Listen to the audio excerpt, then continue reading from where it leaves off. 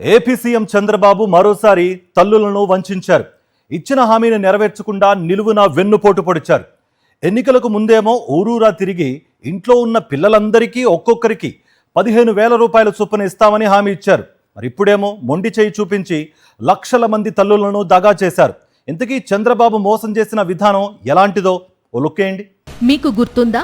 ఎన్నికలకు ముందు పచ్చముఠా చేసిన ప్రచారం, ప్రతి ఇంటికి వెళ్లి నీకు 15,000, నీకు 15,000, నీకు 15,000 అంటూ పిల్లలకు చెప్పారు. అధికారంలోకి రాగానే ప్లేటు ఫిరాయించారు. వైఎస్ జగన్ తెచ్చిన అమ్మఒడి పథకాన్ని తల్లికి వందనం అంటూ పేరు మార్చారు. పేరు మార్చినంత తేలిగ్గా ఆ తల్లులకు మాత్రం నగదు ఇవ్వకుండా ఎగ్గొట్టారు. తొలి ఏడాది పూర్తిగా ఎగ్గొట్టేశారు. రెండో ఏడాది అరకొర విదిలింపులు చేశారు. ఇప్పుడేమో అర్హతలు, నిబంధనలు, కోతల పేరుతో లక్షలాది మంది విద్యార్థులను పథకం నుంచి తప్పించేశారు. యూడైస్ గణాంకాల ప్రకారం రాష్ట్రంలో 87.41 లక్షల మంది విద్యార్థులు ఉండగా ప్రభుత్వం మాత్రం 2026-27 విద్యా సంవత్సరానికి కేవలం 64.76 లక్షల మందికే తల్లికి వందనం పథకం వర్తిస్తుందంటున్నారు. అంటే 22.65 లక్షల మంది విద్యార్థులకు అన్యాయం చేశారు. ఓట్లు అడిగేటప్పుడు పిల్లల సంఖ్య, ఆదాయం, కరెంటు బిల్లు, ఆస్తులు, వాహనాల గురించి ఒక్క మాట చెప్పని ప్రభుత్వం ఇప్పుడు అధికారంలోకి వచ్చాక కొత్త షరతులు పెట్టి పేదలను మోసం చేస్తోంది. ప్రతి విద్యార్థికి 15,000 చొప్పున ఇవ్వాలంటే ఏడాదికి సుమారు 13,112 కోట్లు అవసరం. కానీ చంద్రబాబు ప్రభుత్వం కేవలం 10,120.78 కోట్లకే పరిపాలనా అనుమతి ఇవ్వడం వెనుక ఉద్దేశమేంటో ప్రత్యేకంగా చెప్పాల్సిన పని లేదు. తొలి ఏడాదే పథకాన్ని పూర్తిగా అమలు చేయకుండా ఎగ్గొట్టారు. ఈ ఏడాది రకరకాల సాకులు చూపి దాదాపు 23 లక్షల మందికి పథకాన్ని అందించకుండా ఎగ్గొట్టడానికి రంగం సిద్ధం చేశారు.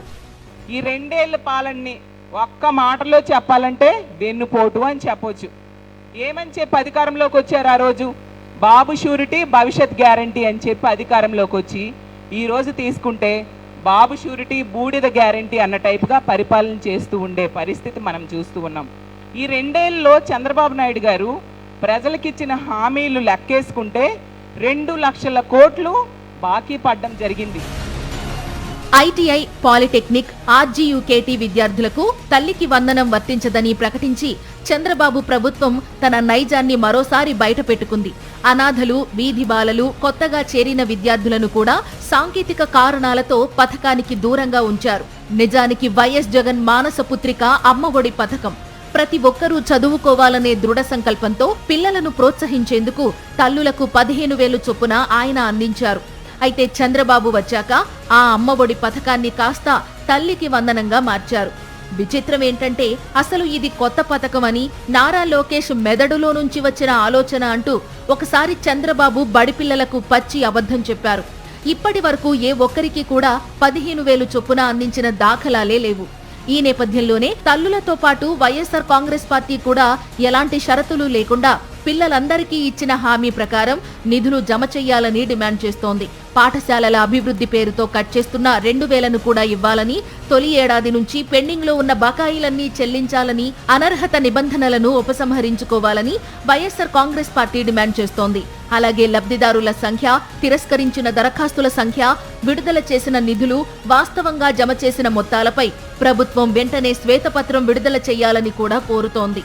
ఎన్నికల ముందు ఇచ్చిన మాట నిలబెట్టుకుని ప్రతి విద్యార్థికి పూర్తి సాయం అందించాలని, లేకపోతే విద్యార్థులు, తల్లుల తరపున రాష్ట్ర వ్యాప్తంగా ఉద్యమం చేపడతామని వైఎస్ఆర్సీపీ హెచ్చరిస్తోంది. పేద తల్లులు పిల్లల్ని చదివించలేక వాళ్లతో పాటు కూలి పనులు తీసుకెళ్లిపోయేటువంటి పరిస్థితులు గతంలో ఉన్నాయి. కానీ జగనన్న వచ్చిన తర్వాత వాళ్ళకి ఆర్థిక భరోసా ఇచ్చి 15,000 రూపాయల అమ్మఒడైనటువంటి పథకం ద్వారా ఆ తల్లులకి ఆర్థిక సహాయం చేసి పిల్లలందరినీ కూడా ధైర్యంగా చదివించేటువంటి ధైర్యాన్ని, ఆర్థిక భరోసాని ఆ తల్లులకి ఇచ్చినటువంటి నాయకుడు జగన్మోహన్ రెడ్డి గారు. ప్రజలను నిలువున వెన్నుపోటు పొడిచి దానికి కూడా కొత్త భాష్యం చెప్పగల సమర్థుడు చంద్రబాబు. పేద పిల్లలు, వారి కుటుంబాలకు చేసిన ఈ అన్యాయానికి కూడా ఏదో ఒక అందమైన అబద్ధం చెప్పి కప్పిపుచ్చే ప్రయత్నం చేస్తారు. అదే జరిగితే విద్యార్థులతో కలిసి రాష్ట్ర వ్యాప్తంగా పెద్ద ఎత్తున ఉద్యమం చేస్తామని వైఎస్ఆర్ కాంగ్రెస్ పార్టీ హెచ్చరిస్తోంది. మరిన్ని అప్డేట్స్ కోసం ఛానల్ను సబ్స్క్రైబ్ చేయండి. నోటిఫికేషన్స్ కోసం బెల్ ఐకాన్ పై క్లిక్ చేయండి.